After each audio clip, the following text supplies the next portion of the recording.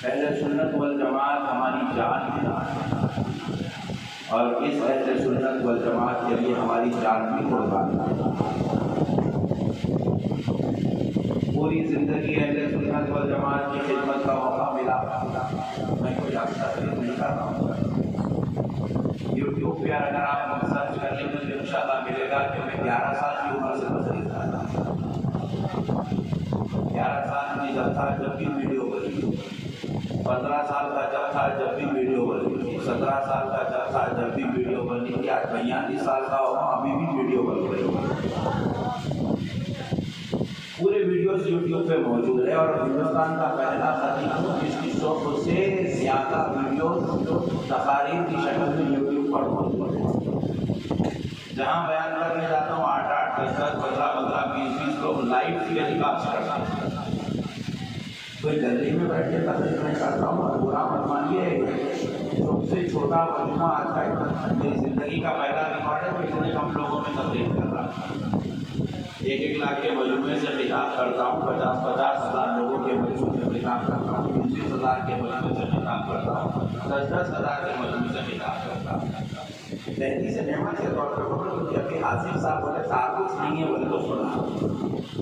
बाजमण तो अपना था मोबाइल का अंदर अच्छा गम्मत के बाद अच्छा करे बोले तो मेरे को भी अपने बारे में सुनाने का मौका मिला। बाद लोग मशहूर कर दिए कि नक्शबंदी साहब जो है आला हज़रत को नहीं मानते। मैं बोला अगर आपकी अम्मी जान ने हलाल के नुस्खे से आपको पैदा किया है तो एक दलील है।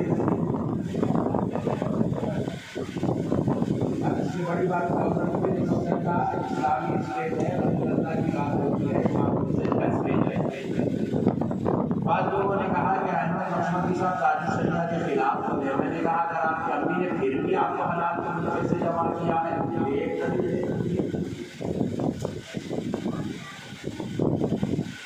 और यहाँ ही नहीं बोल रहा हूँ कि अफवाह या खाली कलकत्ता में नहीं है, ये पूरे हिंदुस्तान में फैली हुई है। क्योंकि हम अहले सुन्नत वल जमात में हो गया कि हम किसी की तरक्की बर्दाश्त नहीं कर सकते। इसीलिए आज हम लोग जूते खा रहे हैं।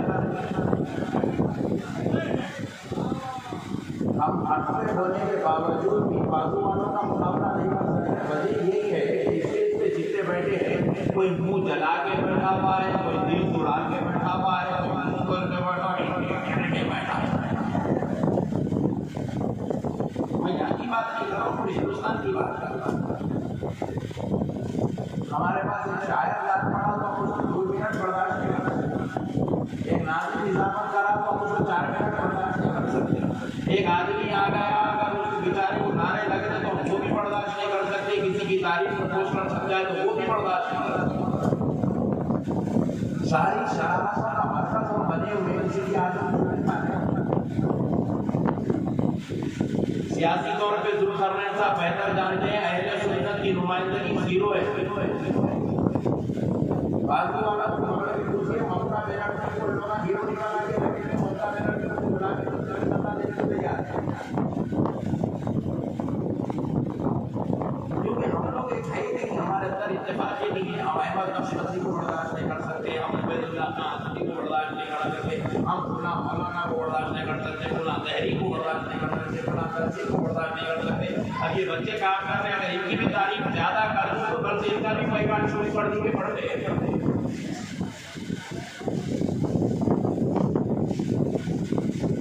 मेरे हाल जाने तो भाई होना है करबला की महफिल है, ये बेवकूफ़ बने के बात है, चिल्लर लोगों की चिल्लर बातों से कोई ताल्लुक नहीं है। क्या बोलते हैं आप बैटिंग कर रहे बच्चे चिल्लर अपना ताल्लुक पूछना है तो वहाँ भी अहमद नक्शबंदी का ताल्लुक पूछना है तो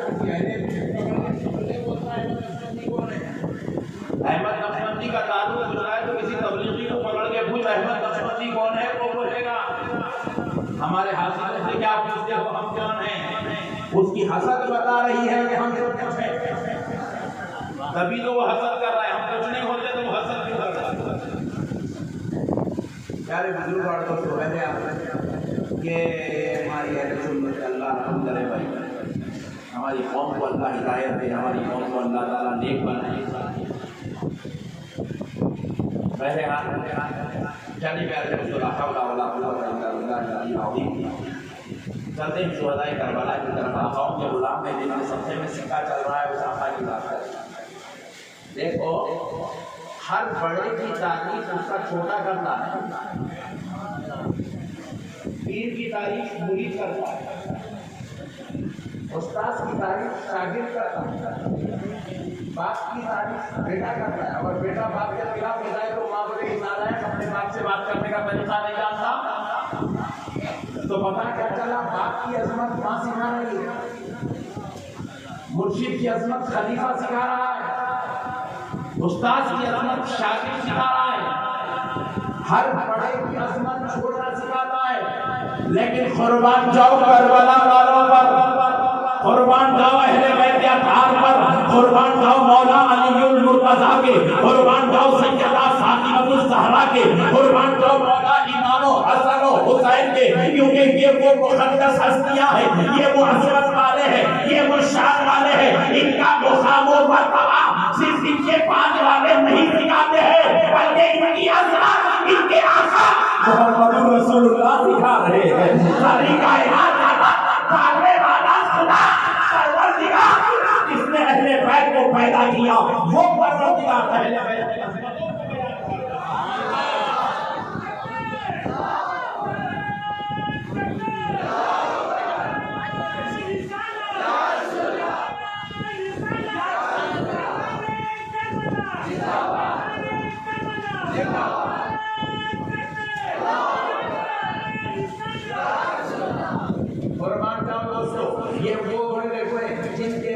जिनकी अज़मतों को सिखा रहे हैं। ये वो लोग हैं जिनकी शान और शौकत को प्यारे मुस्तफा बयान कर रहे हैं और नबी ने बयान किया, उनकी शान से बयान किया। जरा गौर करके देखिए, तिरमिज़ी शरीफ की हदीस है, प्यारे मुस्तफा इरशाद फरमाते हैं इन्नल हसना वल हुसैना सय्यदा शबाबी अहलिल जन्ना।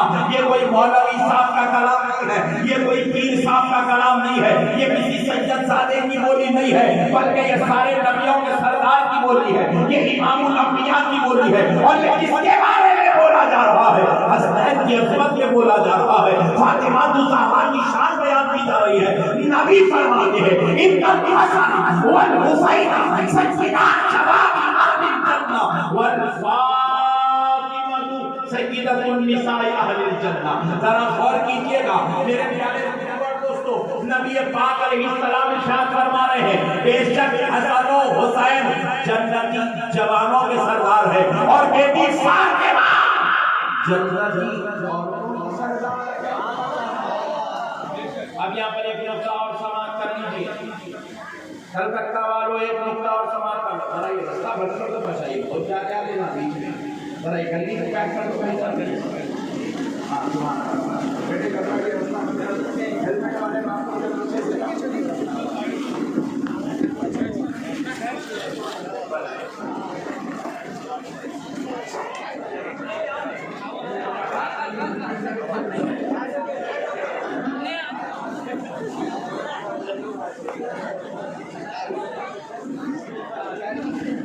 बाबू तो ये रास्ते में जाने में ये बंद कर दो, सही बात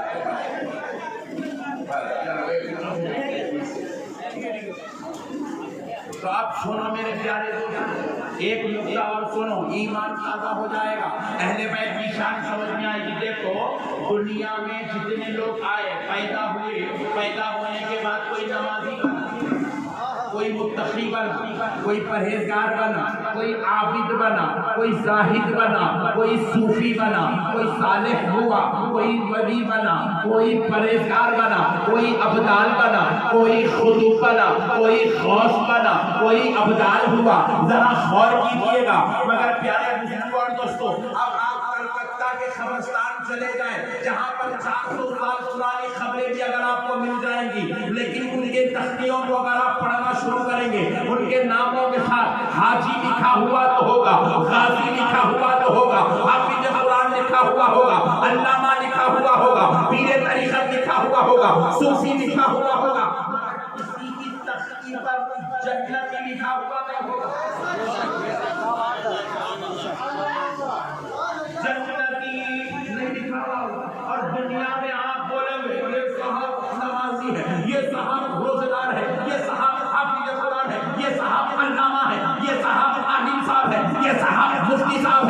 साहब हजरत जी है, ये साहब पीर कामिल है, ये साहब सूफी बादशाह है, ये साहब वली है, सब कुछ बोल देंगे, मगर किसी का ताल्लुक जन्नती है नहीं कराएंगे। जन्नती है नहीं कराएंगे। आपने भी ताल्लुक कराया होगा, हमारे मौलाना साहब है, हमारे अल्लामा साहब है, मुफ्ती साहब है, हजरत जी है, पीर साहब है बोले होंगे, मगर जन्नती है नहीं बोले। क्यों नहीं बोले? इसलिए नहीं बोलते। तख्तियों पे क्यों नहीं लिखते? इसलिए नहीं लिखते क्योंकि ये जन्नती कौन होगा, ये जजमेंट क़यामत में होगा, ये फैसला क़यामत में किया जाएगा। चाहे कितना भी बड़ा आलिम हो, फैसला क़यामत में होगा। कितना भी बड़ा पीर हो, फैसला क़यामत में होगा। कितना भी बड़ा मुफ्ती हो, फैसला क़यामत में होगा। कितना भी बड़ा हजरत हो, फैसला क़यामत में होगा। कितना भी बड़ा सूफी हो, फैसला क़यामत में होगा। कितना भी बड़ा वली हो, फैसला क़यामत में होगा। जब जन्नती जन्नत में जाएंगे तो तब कहा जाएगा ये जन्नती है। लेकिन दुनिया में किसी को भी तारुफ के तौर पर जन्नती नहीं कहा जाता, टाइटल के तौर पर जन्नती नहीं कहा जाता, किसी के नाम के साथ जन्नती नहीं लिखा जाता, किसी की खबर की तस्दीक पर जन्नती नहीं लिखा जाता। ये दुनिया वालों के लिए है। अव्वल का आखिर सबका मामला यही है, सारे अच्छों का मामला यही है, सारे नेकों का मामला यही है। मगर कुर्बान जाओ मेरे हुसैन के। अरे जब मेरा हुसैन पैदा हुआ तो हुसैन नाम बाद में रखा गया, जन्नती जवानों का सरदार ने ऐलान करने किया गया।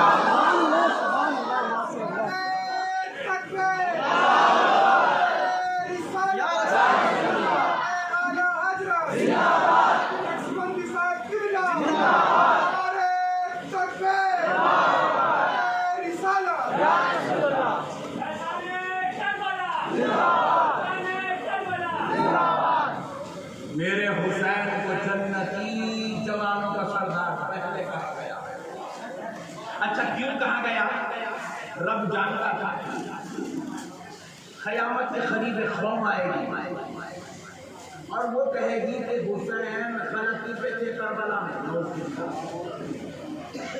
क्या कहेगी? हुसैन गलती पे थे करबला में, हुसैन गलती पे थे। नौजुबिल्लाह कौम कहेगी हुसैन करबला में गलती पे थे, नौजुबिल्लाह, क्योंकि वो यजीद के चेले होंगे, वो नस्ल यजीद होंगे, इसलिए कहेंगे वो आशिकाने यजीद होंगे, इसलिए कहेंगे कि हुसैन करबला में गलती पे थे। मगर सुनो, गलती और हुसैन दोनों एक जगह जमा नहीं हो सकते। सूरज और अंधेरा एक जगह जमा, जरा जोर से बोलो, सूरज और अंधेरा एक जगह जमा नहीं हो सकता। इसी तरह हुसैन और गलती एक जगह जमा क्यों नहीं हो सकती? देखो, क्योंकि गलती करने वाला जन्नत में नहीं जाएगा।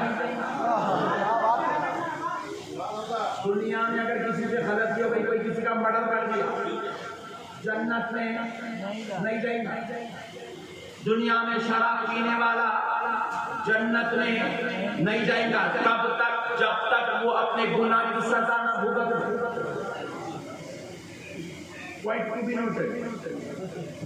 मैं यहाँ पे ये नहीं बोल रहा हूँ कि आप शराब पीते और रसूल अल्लाह शफाअत कराएंगे, आपको जन्नत में ले जाएंगे। मैं इसलिए आपको बात नहीं कह रहा, क्योंकि मैं ये सोच रहा हूँ कि भाई अगर हम शराब पिएंगे तो रसूल अल्लाह के पास जाएंगे कैसा?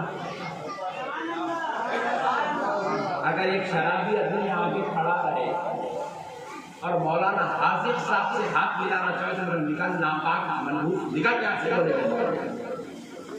क्यों बोलेंगे? क्योंकि शराबी से एक मौलवी हाथ मिलाने तैयार नहीं है, तो शराबी रसूल अल्लाह के सामने जाएगा कैसा? मैं झूठी तसल्ली का कायल नहीं हूँ, मैं थोड़ा आपको जो है हकीकत का सामना भी करवाना चाहता हूँ, क्योंकि हमारी सफों में थोड़े खतरनाक लोग भी आ गए, बयानों में बोले सुन्नी जन्नती मुसलमानों, लोग अपना पट्टा खुश हो गया अकल करते वाह रे वाह, अपनी जोरू मार के आया और मौलाना को सुना दिए सुन्नी जन्नती मुसलमानों। अब तो कल से दोपहर घर में भी मारूंगा। ये झूठी तसल्ली है।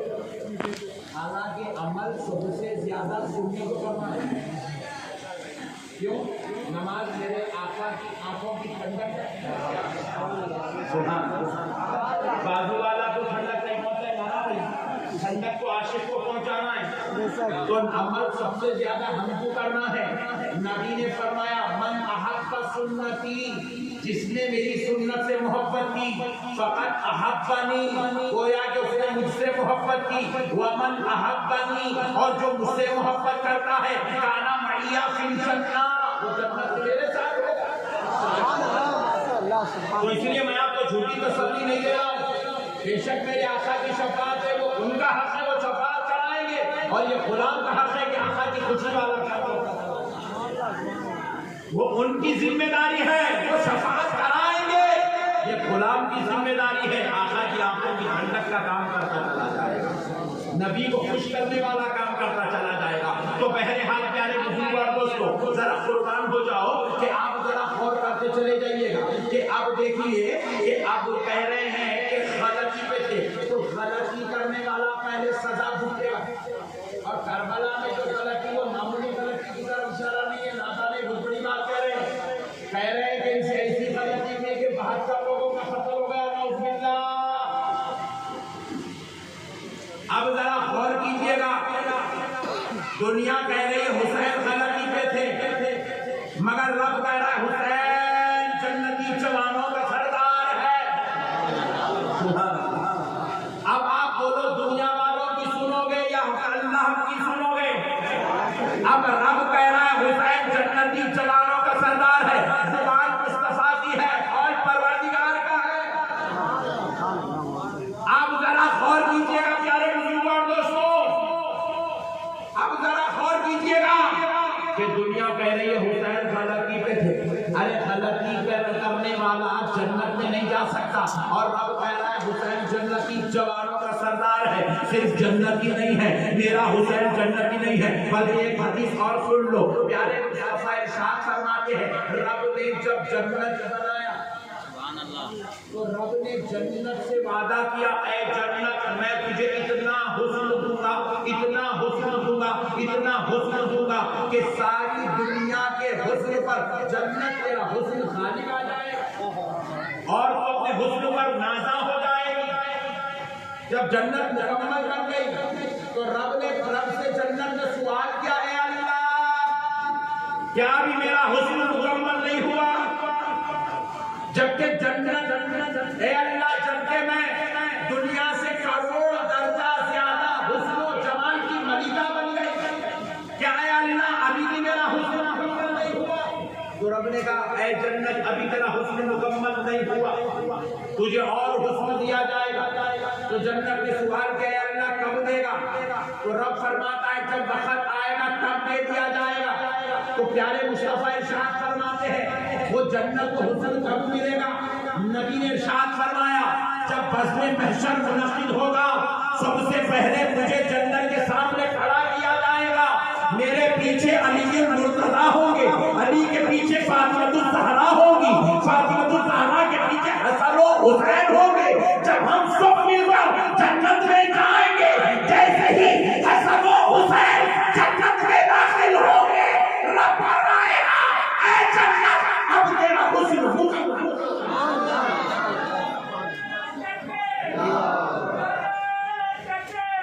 जन्नत अब तेरा हुस्न मुकम्मल हो गया। अब हसन और हुसैन कितने जन्नतर हो गए। अरे जन्नत का हुस्न भी इनकी आमद से मुकम्मल होगा। और उनके बारे में कह रहे हो कि और रसूल पाक अलैहिस्सलाम ने इरशाद फरमाया, अल हुसैन मिन्नी व अना मिनल हुसैन। सुभान अल्लाह। ए बच्चों जरा गड़बड़ मत करो यार, ए बच्चों हुजूर ने क्या फरमाया, अल हुसैन मिन्नी। सुभान अल्लाह। हुसैन मुझसे है।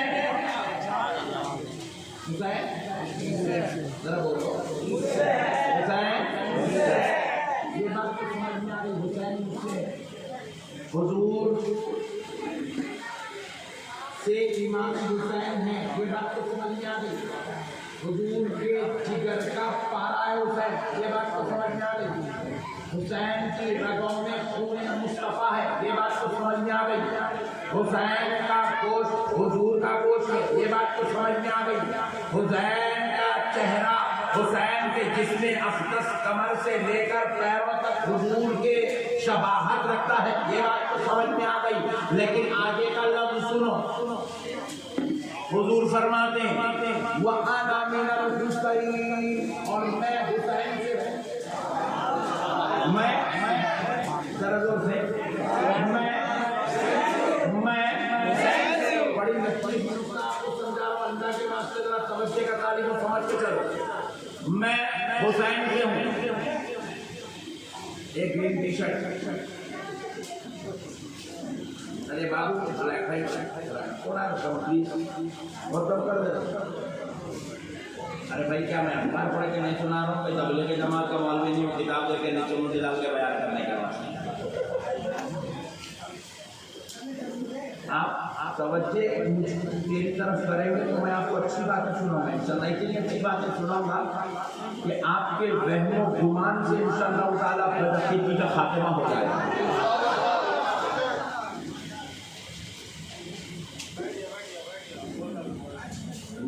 आई जब से दम कर रहे हैं, इंटरव्यू दी तक छोड़ने वाला नहीं वाला। मसले को समझो, आपका इरशाद फरमा रहे हैं वअना मिनल हुसैन, मैं हुसैन से हूँ। हुजूर से हुसैन है, ये बात तो समझ में आई। हुजूर का फूल है, हुजूर के नवासे है, हुजूर की नस्ल पाक है, ये बात तो समझ में आ गई। लेकिन वअना मिनल हुसैन, मैं हुसैन से हूँ, ये क्या बात है? अरे भाई नबी हुसैन से कैसे है, जबकि नबी के सबसे निचली कायनात है। लौला का लमा खलक़तुल अफ़लाक, हबीब अगर आप ना होते तो ये अफलाक ना होते, ये आसमान नहीं बनाए जाते। हबीब अगर आप ना होते तो ये जमीन की जब नहीं सजाई जाती। हबीब अगर आप ना होते तो न जन्नत होती, न मकान होता। हबीब आप ना होते तो न आसमान होते, न अर्श होता। हबीब आप है तो सब कुछ है। हमने तो ये फलसफा सुना था, ये कलाम सुना था, लेकिन अब नबी खुद फरमा रहे हैं वअना मिनल हुसैन, मैं हुसैन से हूँ। जरा खातिर गौर नुक्ता है, ईमान की बात है, ये रूहानियत की बात है, ये तसव्वुफ की बात है, ये बारीकी है, ये हर एक को समझ में नहीं आती है। ये समझने के लिए उलमा की बारगाह में सानुए अदब तय करना पड़ता है, लोटे उठाना पड़ता है, चूतियां संभालना पड़ता है, तब जाके ये रात की बात फाश होती है। जरा गौर करके सुनो करता वालों, देखो इस मसले को समझने के लिए थोड़ा सा मैं आपको बैकग्राउंड की तरफ ले चलता हूँ। हर नबी रसूल आए, रसूल के साथ शरीयत आई, हर रसूल के साथ किताब आई, हर रसूल के साथ कानून आया, हर रसूल के साथ उम्मत आई, हर रसूल के साथ किरदार आया, हर रसूल के साथ सुन्नत आई, हर रसूल के साथ तालीमात आई, हर रसूल के साथ उसूल आया, हर रसूल के साथ पैगाम आया, हर रसूल के साथ तहजीब आई, हर रसूल के साथ तबद्दुल आया। लेकिन रसूल पर्दा फरमाए, तहजीब खत्म, कानून खत्म, शरीयत खत्म, किताब खत्म, इस्लाम खत्म, रसूल का लाया हुआ दीन खत्म, रसूल की लाई हुई बात खत्म, रसूल का लाया हुआ पैगाम खत्म, रसूल पर्दा फरमाए, सारा कानून खत्म। लेकिन सहाबा तशरीफ लाए,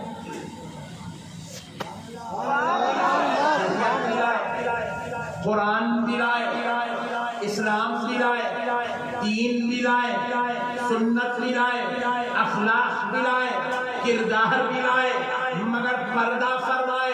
कुरान खत्म नहीं हो रही है, किताब खत्म नहीं हो रही है, इस्लाम खत्म नहीं हो रहा है।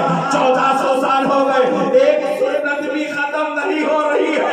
न मस्जिदों से अज़ान खत्म हो रही है, न मस्जिदों के सजदे खत्म हो रहे हैं, न मुसलमान औरतों से बुर्खा खत्म हो रहा है, न मुसलमान मर्दों से दाढ़ी खत्म हो रही है। अरे क्या बात है, 1400 साल हो गए, हर नबी के बाद उनकी शरीयत खत्म हो जाती थी, मगर प्यारे मुस्तफा पर्दा फरमाए, न किताब खत्म हो रही है, न दीन खत्म हो रहा है, न इस्लाम खत्म हो रहा है, न शरीयत खत्म हो रही है, न उसूल खत्म हो रहा है, न अखलाक खत्म हो रहे हैं। बात क्या है? तो जवाब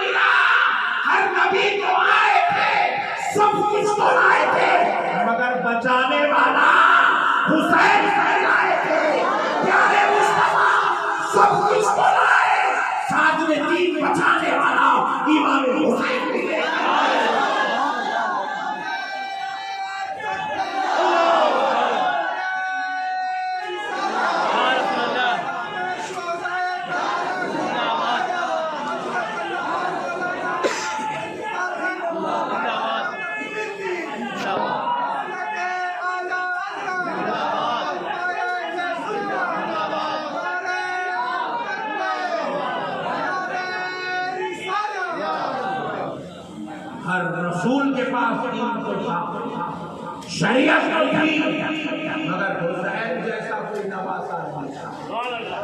इसीलिए प्यारे निसार साहब ने कहा आना मिनल हुसैन, मैं हुसैन से हूं। जब तक क़यामत तक अशहदु अन्ना मुहम्मदर रसूलुल्लाह की अज़ान बुलंद होती रहेगी, मैं हुसैन से। हर नमाज में अशहदु अन्ना मुहम्मदन अब्दुहु व रसूलुहु पढ़ा जाएगा, मैं हुसैन से। क़यामत तक मेरी नाम गुनगुनाई जाएगी, मैं हुसैन से हूं। अच्छा ये कैसे है ये भी सुन लीजिए। ये करबला का मैदान, ये करबला की लड़ाई तो सियासी लड़ाई थी। एक तरफ मनहूस, बदबख्त, जालिम, काफिर, बदमिजाज, बदखसलत यजीद था, और यजीद चाहता था कि दीन मुस्तफा को मिटा दिया जाए। अरब की सरजमीन पर सांस लेने वालों ने अपनी आंखों से किसी जानी को देखा खुले आम जिना करते हुए, तो उनकी आंखों ने पहले शख्स यजीद को देखा। किसी दाढ़ी मुंडाने वाले को उनकी आंखों ने देखा तो यजीद को देखा। अपने साथ सफर में नंगा नाच नाचने वाली औरतों को किसी ने देखा तो उन्होंने यजीद को देखा। इंतहाई बेकार आदमी का नाम यजीद। आपको मालूम है यजीद कैसा नाम? मुख्तलिफ रिवायात है, जिसमें मशहूर रिवायत हमारे अकाबिर उलमा इकराम के नजदीक ये है कि एक औरत से यजीद को दिला गया, उसका चिल्ला और समझ रहे हैं? औरतों पे मरने वाले चिल्ला लोग आ रहे थे, बीवी पे मरने वाले अच्छे लोग आ रहे थे। सुभान अल्लाह, सुभान अल्लाह।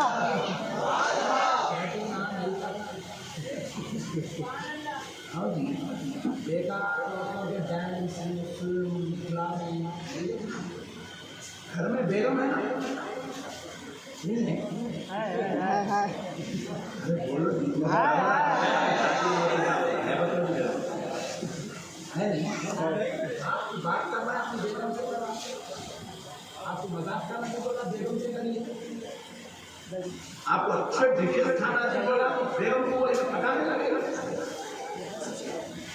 आपको अच्छी औरत को देखना नहीं बोला तो बेगम का सामान खरीद के लेके बेगम को भैया तो बैठो।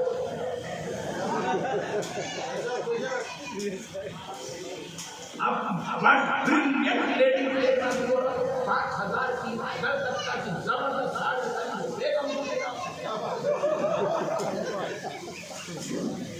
उनको देख के क्या फायदा जो खाब में भी नहीं आ सकते।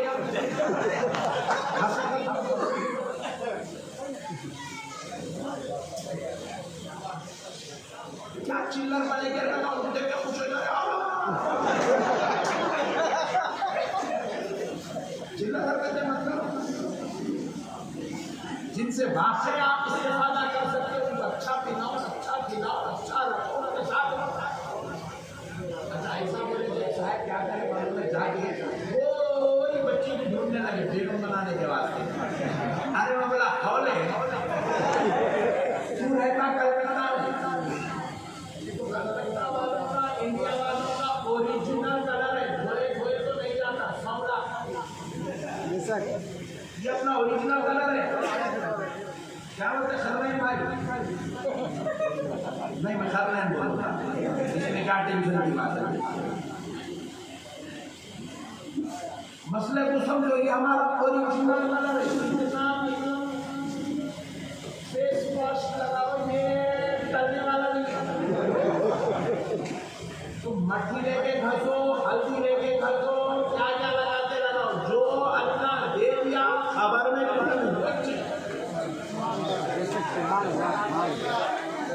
आज तक कोई अभी सांवला जाके गोरा पैच नहीं। ये सब बेकार बात है, तो बेचने वाले किसी को नहीं बताते, यूं लगाते कि थोड़ा सा यूं लगाते, ये चिल्ला करेंगे।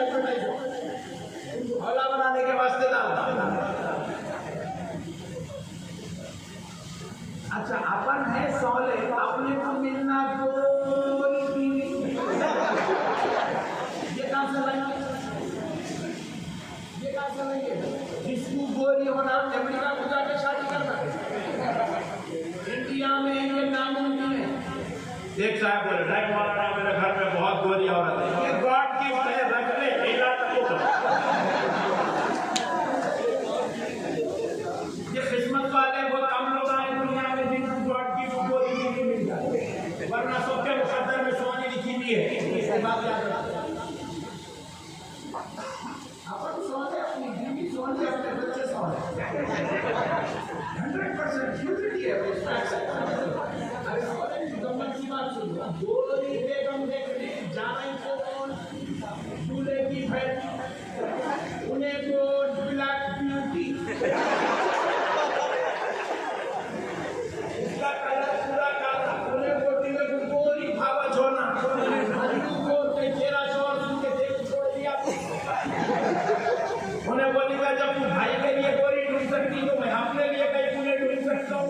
परेशानी होती है इंडिया में सोनी मिलने वाली है तो मसले को याद रखो, दीन को समझो, कुदरत को समझो, अल्लाह के निजाम को समझो।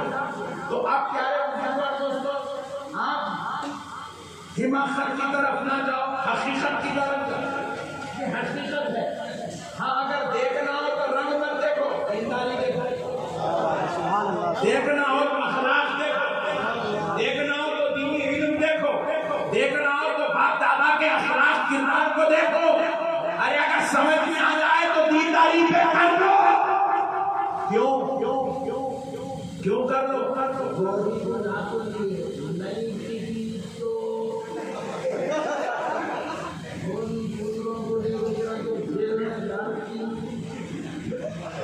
तो ऐसी गोरी को लेके क्या करेंगे जो सबके सामने मुंह काला कर रहा है? तो गोरी के पीछे मत जाओ, दीनदारी के पीछे जाओ। दीनदारी नजात का सबब है। दीनदारी जोर से बोलो, जोर से बोलो, नजात का सबब है। तो आप प्यारे बुजुर्गों दोस्तों मसले को समझो। हर नबी जो आए मगर कोई नबी हुसैन जैसा नवासा नहीं रहा। ये नबी है जिन्होंने हुसैन जैसा नवासा लिया। अब ये हुसैन ने ये दीन को बचाया कैसे, ये जरा और तलब बात देखिए। जब करबला का मैदान था, सरकार के इमाम हुसैन की शहादत का वक्त था, अहले तरीक़त सूफिया औलिया फरमाते, ये राज की बात है, फरमाते हैं कि जब सरकार इमाम हुसैन की गर्दन पे खंजर चला, पहला खून का खतरा गिरा, रब ने अपने दस्ते अक़दस से उस खतरे खूने हुसैन को संभाला। सुभान अल्लाह, सुभान अल्लाह।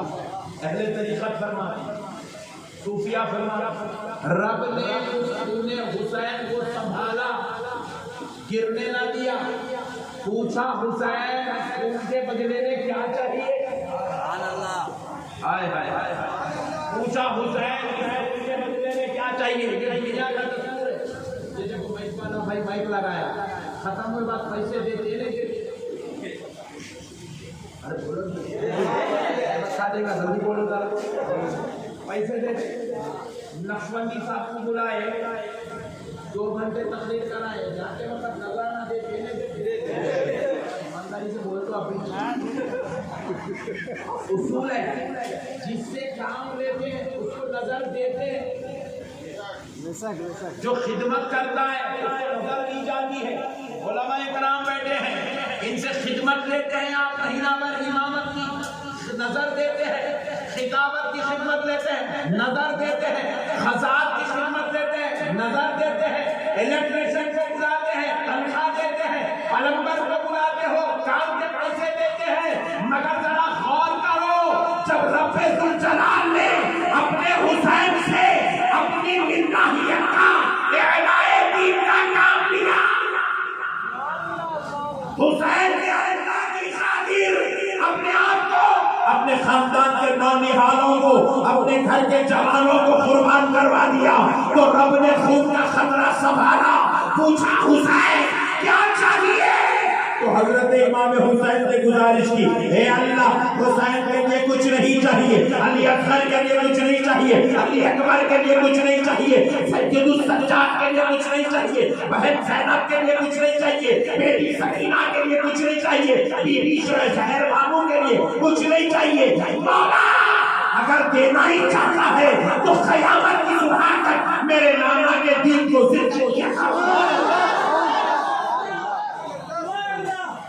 मेरे नाना के दिल को जिंदगी अता फरमा दे। ऐ अल्लाह अगर देना ही चाहता है तो मस्जिदों से अज़ानों को जिंदगी दे दे। ऐ अल्लाह देना ही चाहता है मस्जिदों में सजदों को जिंदगी दे दे। ऐ अल्लाह देना ही चाहता है तो इस्लामी औरतों पर बुर्खे को जिंदगी अता कर दे, हया और पर्दे को जिंदगी अता कर दे। ऐ अल्लाह अगर देना ही चाहता है तो सुबह क़यामत तक मेरे नाना की शरीयत की जिंदगी अता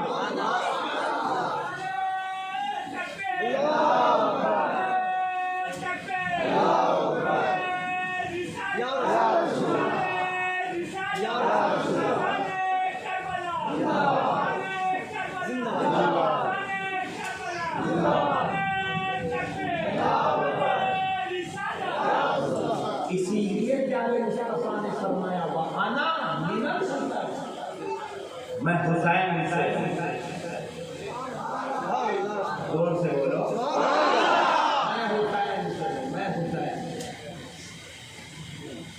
क़यामत तक मेरा दीन जिंदा रहेगा। मेरे हुसैन के तरीके जिंदा रहेगा।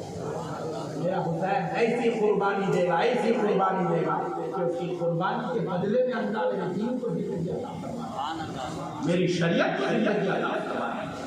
अल्लाह मेरे हुसैन की कुर्बानी के बदले में मेरे कुरान मुझ पर नाज़िल होने वाली कुरान को जिंदगी अता फरमाएगा। मेरे प्यारे बुजुर्ग और दोस्तों मसला मोहम्मदी सीधा बोलता है, अरे ये जिनके सबसे आशीन जीता है अगर उनके बारे में बोलते हो मैदान करबला में नादा को कौन सी अकीदे मजबूत अकीदे और क्या बेवकूफ गधे बने की हदें देखी आप, खतल करने वाले को खतल का इंतजाम करने वाले को बस में फंसाने वाले लोग कह रहे हैं अमीरुल मोमिनीन यजीद रहमतुल्लाह अलैह। अबे चिचोरे यजीद अमीरुल मोमिनीन दिखा और नबी का नवासा कर चुके जहालत और जलालत की इंतहा को देखिए, शरारतों की हदें तो देखिए। यजीद को रहमतुल्लाह अलैह बोलने तैयार है और हुसैन को हक पे बोलने तैयार नहीं है। और ये कौन कर सकता है, ये बात सुन लो। मैं नहीं कहता, मेरा मुस्तफा कहता है, अल्लाह का हबीब कहता है। सरकार सैयदना अब्दुल्लाह इब्न अब्बास रज़ियल्लाहु ताला अन्हु दरबार मुस्तफा में तशरीफ लाए, हदीस पाक है, आकर अर्ज करने लगे या रसूल अल्लाह, आप तो हमारे माँ बाप को हुजूर मैं रास्ते से आ रहा था, कुछ बदबख्त बदनसीब लोग अलीउल मुर्तज़ा और आपकी अहले बैत के खिलाफ बोल रहे थे, हजरत अली के खिलाफ और आपकी अहले बैत के खिलाफ बोल रहे थे। तो नबी पाक अलैहिस्सलाम ने जैसे ही ये जुमला सुना कि हजरत अली और अहले बैत के खिलाफ बोल रहे हैं, तो नबी पाक अलैहिस्सलाम का चेहरा सर्द हुआ, जलाल बिखरने लगा। जाहो जलाल के आलम के प्यारे मुस्तफा ने खिताब फरमाया, अब्दुल्लाह इब्न अब्बास की तरफ मुखातिब होकर फरमाया, सुनो सुनो इब्न अब्बास, जो मेरे अली और मेरी अहले बैत के खिलाफ बोलेगा वो तीनों में से कोई एक होगा। कितनों में से? जोर से बोलो। तीनों में से कोई एक होगा। पहला इम्मा मुनाफिक, मेरी अहले बैत के खिलाफ बोलने वाला, मेरी फातिमा हसन और हुसैन और मेरे अली के खिलाफ बोलने वाला मुनाफिक होगा। कौन होगा? और सुनो आगे इरशाद फरमाते आप, अगर वो मुनाफिक नहीं होगा, पहली सिफत उसमें पाई जाएगी तो फिर दूसरी सिफत उसमें पाई जाएगी, क्या? वो इतना निजी, उसकी माँ ने उसे जीना करके पैदा किया होगा, वो अपने बाप की औलाद नहीं, वो किसी और का बच्चा होगा, उसकी रगों में हरामी खून दौड़ रहा होगा, वो किसी और के नुस्खे से पैदा हुआ होगा, तब जाके वो मेरे अली और मेरी अहले बैत के खिलाफ बोलता होगा। फिर उसके बाद नबी ने फरमाया अगर उसमें दूसरी सिफत भी नहीं पाई जाए, अगर वो मुनासिब भी नहीं होगा, जिना से भी पैदा नहीं हुआ होगा, अब जलाल की इंतहा देखिए मेरे आका ने। हुजूर सल्लल्लाहु अलैहि वसल्लम तीनों में से तीसरी सिफत उसमें पाई जाए, वो तीसरा होगा। क्या तीसरा कौन? हुजूर सल्लल्लाहु अलैहि वसल्लम। उसकी माँ उसे हैज़ो निफास में सोहबत करके पैदा की होगी, तब जाके वो नापाक खून से बना होगा, तभी तो नापाक खून का बना हुआ होगा, तभी तो वो मेरी पाक अहले बैत के खिलाफ बोलता होगा। और नबी जो फरमाते थे मामूली बात नहीं, खुदा की कसम हक है। देखो कैसा हक है, एक जलवा दिखाता हूँ सरकार के कॉल का, एक जलवा कलकत्ता वालों ईमान ताज़ा सरकार से जितना उमर इब्न खत्ताब खलीफतुल मोमिनीन है, सरकार उमर इब्न खत्ताब के पास एक मसला आया कि एक नौजवान लड़के ने अपने मालिक का कत्ल कर दिया।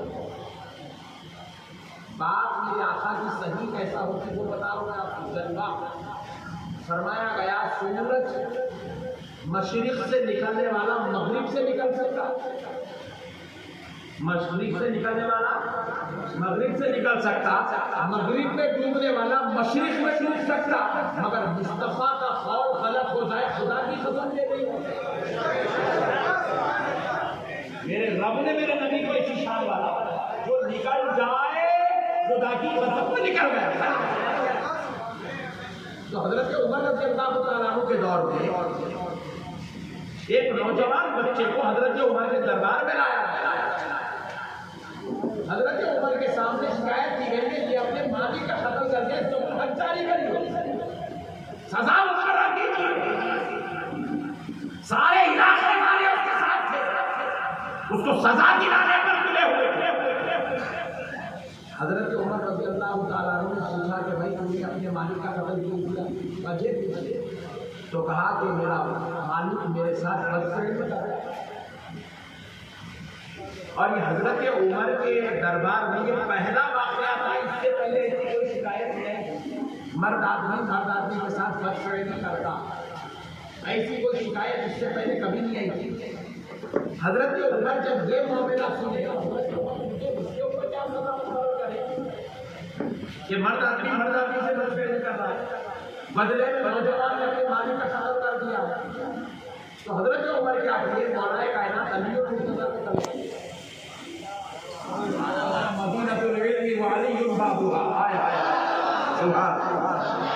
मौला अली को तलब किया। सरकार सैयदना अली मुर्तज़ा तशरीफ लाए। मौला अली से कहा अली बताओ इस मसले में क्या किया जाए? हजरत अली मुर्तज़ा ने पूछा तुमने अपने मालिक का कत्ल इसीलिए किया क्योंकि मैं मेरे साथ बदसलूकी करता था? बोले खुदा की कसम मैं इस बात के ऊपर ही उसका कत्ल किया, दूसरी कोई वजह नहीं थी। वो मेरे साथ इतनी बदसलूकी इतनी गंदी हरकतें करता था, मैं बर्दाश्त नहीं करता, उसका कत्ल कर दिया। मौला अली फरमाए कि 3 दिन के बाद इसके ऊपर फैसला किया जाएगा, जाओ अपने जाओ। पूरे दरबार में सत्ता ताली हो गया, सजा करके आया, कबूल कर रहा है, कत्ल करके आया और अली पहले 3 दिन के बाद सजा की जाएगी, मसला बयान किया जाएगा, जाओ। 3 दिन के बाद आया उन्होंने, अली बोले कहाँ है तेरा मालिक? उसकी खबर पे लेकर चले। हजरत अली और आपके साथ कुछ सहाबाए किराम उस नौजवान के साथ पूरी कौम को लेके उस मालिक की खबर ले गए जब उसको दफन किया गया था। बोले खबर खो दो, मौला अली कह रहे खबर खो दो। खबर खोली गई, देखने वाली आंखों ने देखा, खबर में वो मालिक नहीं था, जिसको टीवी में गाड़ा गया वो खबर में नहीं था। तो हजरत अली मुर्तज़ा ने कहा इसने हक कहा, वाकई इसके मालिक ने इसके साथ बदसलूकी की, इसलिए इसने इसका कत्ल किया, ये अपनी जगह हक पे है। तो बोले अली आप पैसा पहचाने इसका मानी इसके साथ बच्चे नहीं करा। तो हजरत अली फरमाते हैं मुझसे रसूल अल्लाह ने फरमाया था जो बदफेली करेगा मर्द के साथ बदफेली करेगा, मरने के बाद उसको उसकी खबर से निकाल कर लूत अलैहिस्सलाम की कौम के साथ भेजा कर दिया जाए। इसलिए मैं उसकी खबर खुदवाया देखने के लिए खबर में है कि नहीं, अगर रहता तो वो ये नौजवान गलत होता, लेकिन मोहम्मद लाश ना होना मेरे मुस्तफा का कौल था।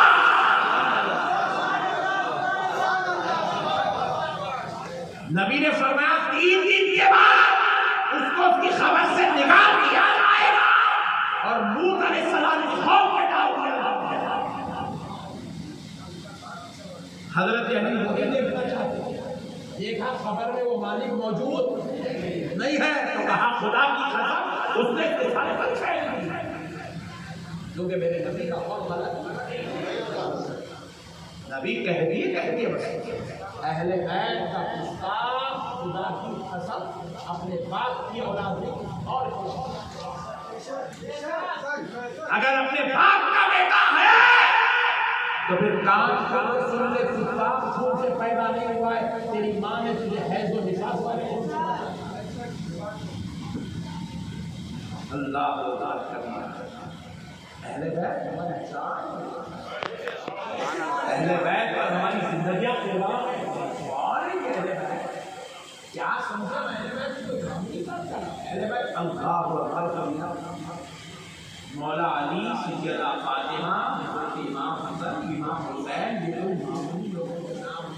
अजमत देखना हो तो चलो सहाबा के दौर में चलते हैं।